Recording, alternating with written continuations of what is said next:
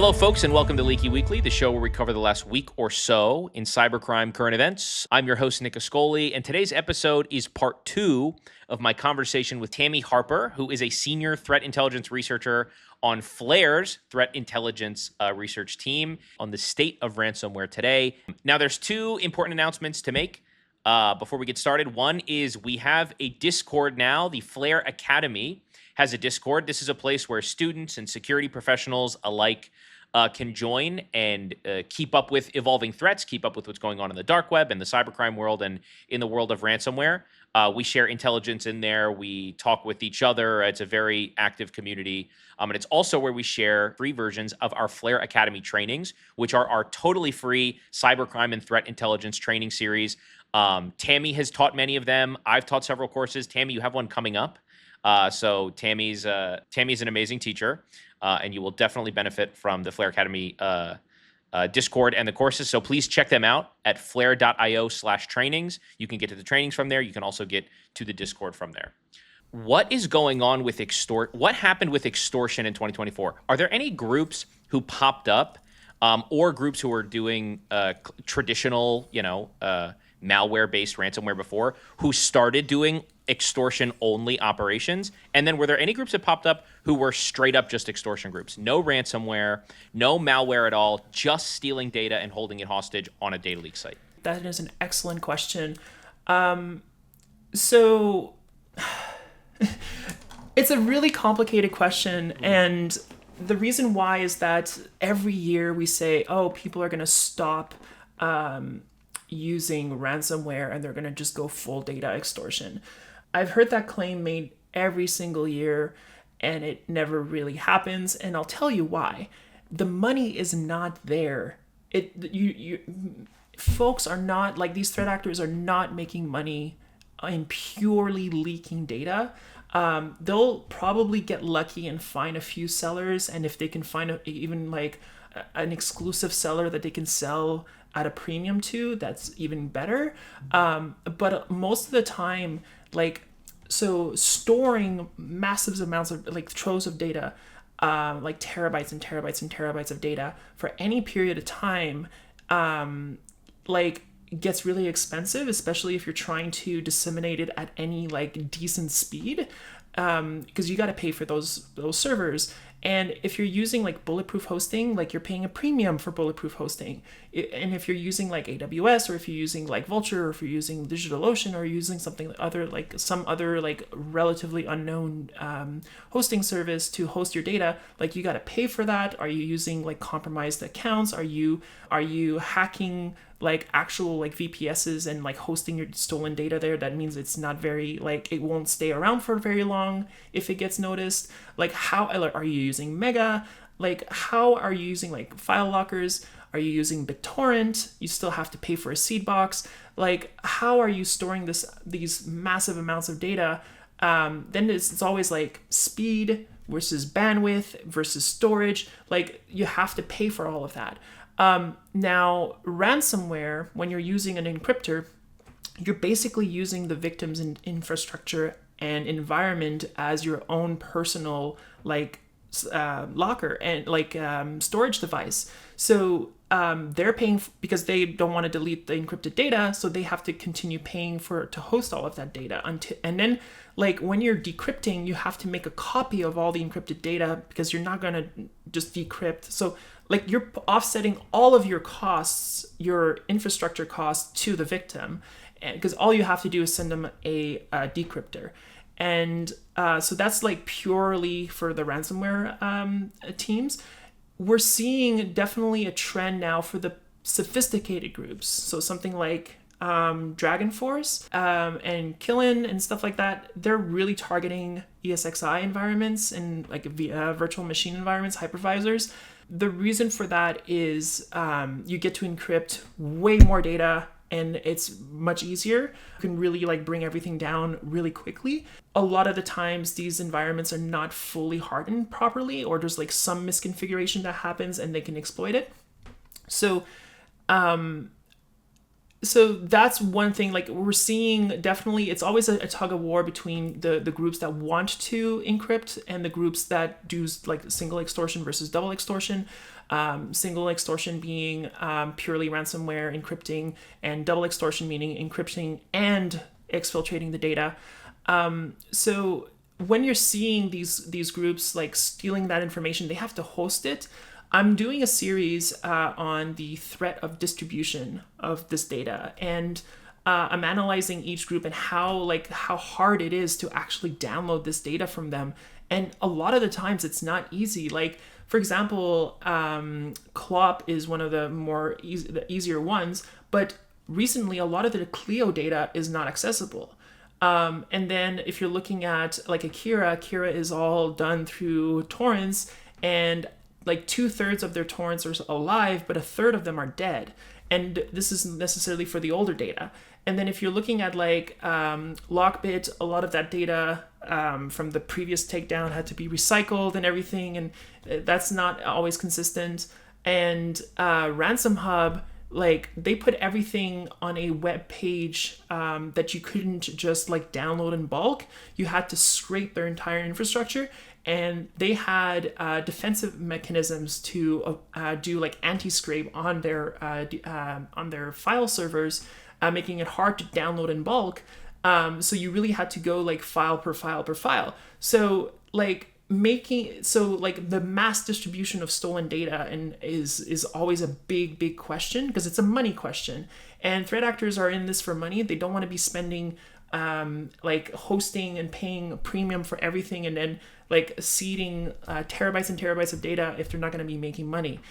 So definitely the pivot that we're seeing in 2025 compared to 2024 is a lot of these web-based applications. So we're seeing more like groups basically trying to offer panels more and be like, hey, you can browse the data and download like single files. And they're putting like anti-scrape protection on in their panels. So like these could be like JavaScript challenges or token challenges, or like other specific like anti-crawl mechanisms. Another thing that I'm noticing is smaller, like a lot of these groups, especially the ones, the fly-by-night ones where they pop up last few weeks and then they basically just disappear. A lot of these are smaller like data sets. We're seeing like a few like 10s, 20, 30, 40, 50 gigabytes, and then that's it. So this is really because it looks like they're targeting more databases, and instead of just being on the network, on the actual like company's network and exfiltrating like files off of hard drives, it looks more like they're finding like depending on where they are, they're finding a file server that has like a database on there, or like an FTP server that has like SQL databases or something like that, or and then you're just pulling from there. So it really shows like the difference in how sophisticated some of these groups are. And then there's also a lot of these groups now. So there's one group called Wero, and they're exfiltrating actually really large amounts of data. They do zero encryption, and they're purely data exfiltration. Low volume. They've only have like 10 victims on their site right now, and or something like that. And what they are doing is that they put the data set or the analysis of the data sets that they have through like ChatGPT, and they have ChatGPT write out what they have. So it's all like bullet form, and it's all like clearly evident that it's written by ChatGPT. And it's a really interesting tactic on like automating your process, or if that's what they're trying to do, or maybe it's just a language barrier. So it's really interesting to see how they're really pumping that out. They had an OPSEC failure at the beginning of their launch, but that got resolved, and so now they're operating on an Onion site and things like that, operate on a different file server. Another group that's really interesting as well is Anubis. I've also spoken about Anubis, and so Anubis, what they do is they are really interesting in how they do conduct their exfiltration and conduct their extortion. they position themselves as as a data broker. So this is like what we saw with Snatch. This is what we saw with Nokoyawa and Meow leaks back in the day. And so what Anubis is doing is really saying like, hey, come to us, we'll buy your data, or we'll sell on it will allow you to sell the data through us and for a percentage. And so basically how they're operating is they get the data set, they go through it meticulously, and they create these narratives, and they find all the really embarrassing and bad stuff about the victims. And so, for example, there was one victim which was in the healthcare industry, and they were basically saying like, hey, like this company, this organization allegedly had expired vaccines or expired medication. The freezers weren't working, and they included a CCTV footage of a patient fainting after a vaccine. And on the page, and these pages include like blueprints. It's really interesting to see if they can actually be pivoted towards something like it's called siegeware, where groups target like smart buildings, because one of their recent leaks was regarding a casino, but you have the entire blueprints of the casino. So that's really, really interesting to see how this plays out in terms of their extortions. I don't know how effective they are or successful they've been. But it is definitely an interesting tactic, because we've seen other groups leverage some of the Anubis' tactics in the past, like LV. And one of the main things that Anubis is doing is they're using regulatory bodies as a pressure point. So they will actually reach out to regulatory bodies, and they have a list of the ones that they're reaching out to, and to apply additional pressure on victims. So they did this with an Australian regulatory body with one of the healthcare victims on their site, and that forced the victim to acknowledge the breach, not necessarily when they were ready, but they had to make a move because now they had regulatory body breathing down their necks. We saw LV do this similarly with the SEC in the later stages of their operation, where they were also like reporting, because the SEC rulings that you have to disclose within a certain amount of time if you have a breach, that basically LV was leveraging that tactic and that pressure and that threat on their victims as well. Interesting. I feel like with regard to the data being difficult to access, it almost kind of like, I don't know what the right word is. It weakens the maybe the leverage or the level of threat or the level of seriousness that a ransomware group maintains if like they exfiltrate a wild amount of data and they encrypt systems, and you get your systems decrypted, or you restore from backups and they have a copy of your data, and that's still an issue for you, right? They're going to publish the whole thing. But historically, no one's ever been able to complete a full download from this actor, or like, you ask around and no one has. So you're not sure if it's even possible.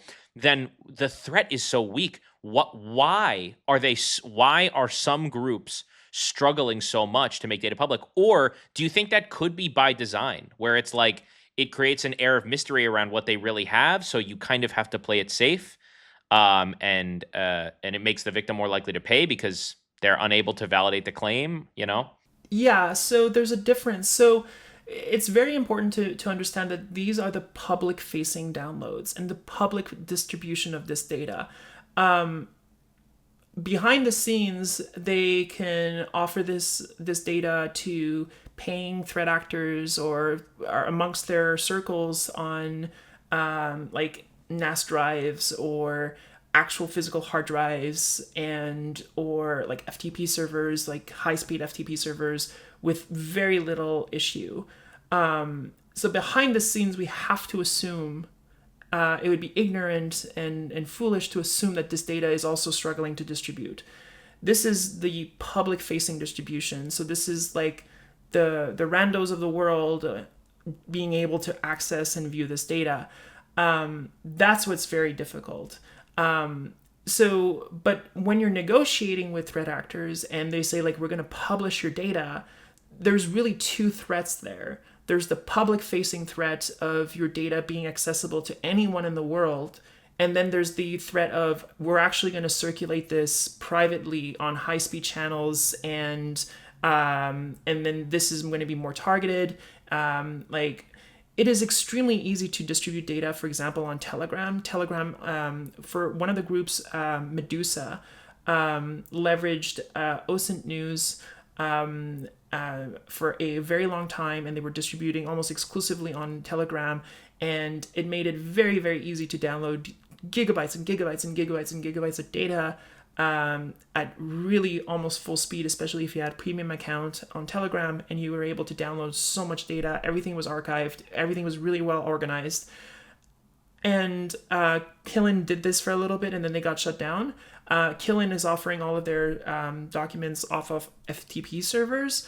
So that's really interesting as well. Like you see the straight up IP address there. And they also leverage WikiLeaks v2 to offer their data as well. But it's never full data sets on WikiLeaks. It's like curated intelligence and it's curated data that's there. So that's really interesting. Yeah, it's really interesting to see how data gets distributed because you cannot just completely ignore the threat. But if you know that you're dealing with a threat actor who is notoriously difficult to publicly download, it's definitely something that you have to factor into your decisions.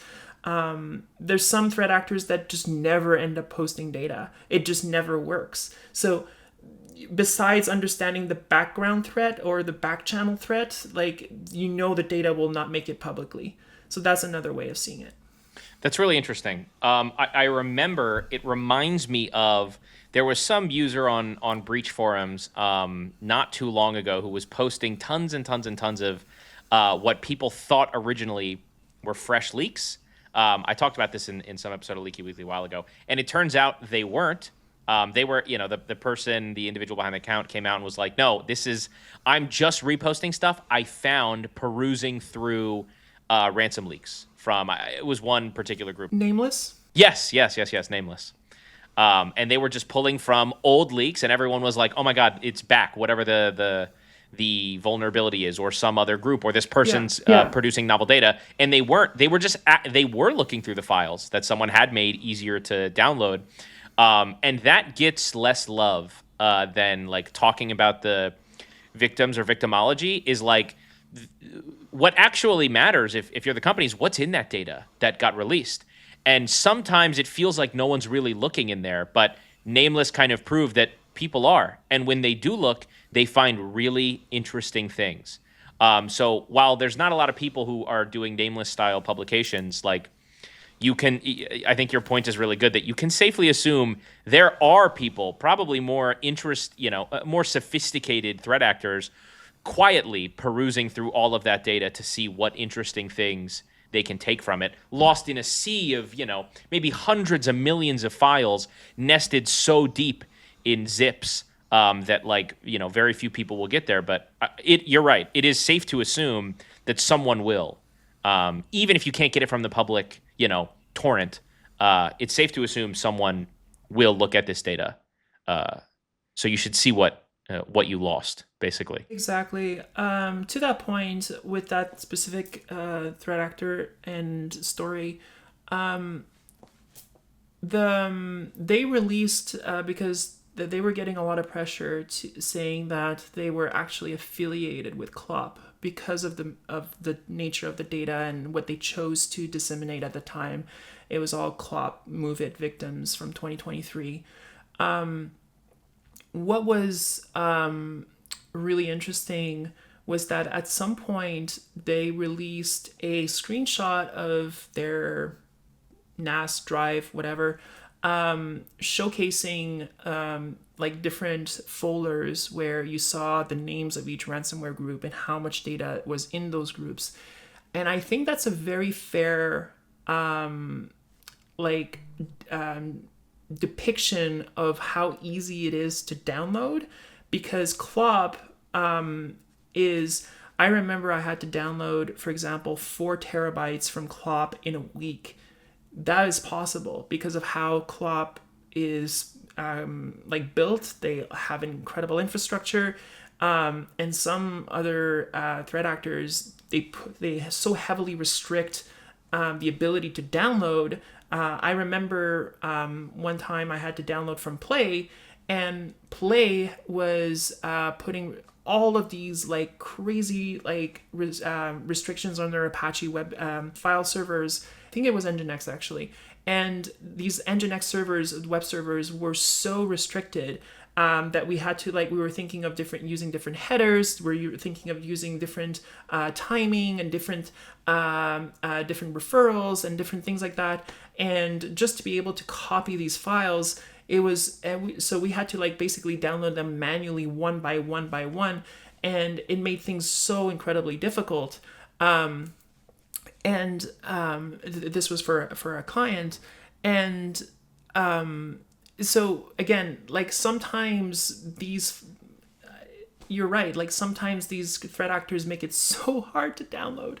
We'll cover the rest of me and Tammy's conversation on ransomware in the next episode, so we will see you there. Today's show was brought to you by Flare, the world's easiest to use and most comprehensive cybercrime dataset that integrates in your security program in 30 minutes. If you're interested in learning more and staying ahead of cybercrime, you can check out Flare's Academy. It's our free online cybersecurity training program that also comes with a very, very fun and cool Discord where people chat about this kind of stuff. Attending the trainings also gets you a CPE credit, so it's very worth it, and you'll learn a thing or two that I promise will be fun and interesting. To sign up for the next training, go to the description of this episode, and it should be pasted there, or go to flare.io/trainings. I'm also in the Flare Academy Discord on Fridays at 12:30 to 1:30 Eastern for TI Fridays, where we discuss the latest information from the week and take a little bit of a review, and it's very casual. Come join us.